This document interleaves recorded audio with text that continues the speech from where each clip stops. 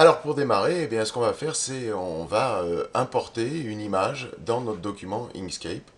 Pour ce faire, je vais dans le menu Fichier et je vais choisir la commande Importer qui se trouve ici.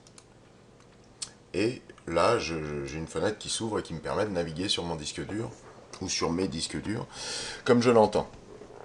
Euh, une petite remarque, simplement quand vous voulez importer un fichier dans Inkscape, si vous avez parfois des noms de fichiers qui sont pas très parlants, genre celui-ci d'ailleurs, 99 98 523 XL, on peut pas dire que ça évoque immédiatement une fraise. Donc Inkscape vous permet ici sur la gauche d'avoir une prévisualisation de votre fichier, ce qui vous évite de choisir et d'importer inutilement des fichiers qui ne sont pas ceux que vous voulez. Là, c'est bel et bien la fraise que je veux. Donc, une fois que j'ai sélectionné mon fichier, je fais ouvrir.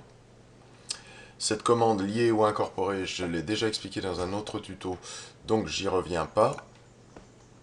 Et voilà ma fraise qui est importée.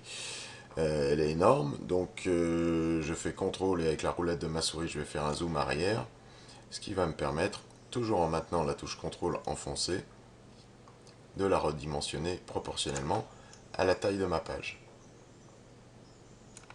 Petite chose intéressante, dans Inkscape, vous avez la possibilité, lorsque vous effectuez une manœuvre comme celle-ci, avec cette icône-là, de rezoomer et d'ajuster la page exactement à la fenêtre.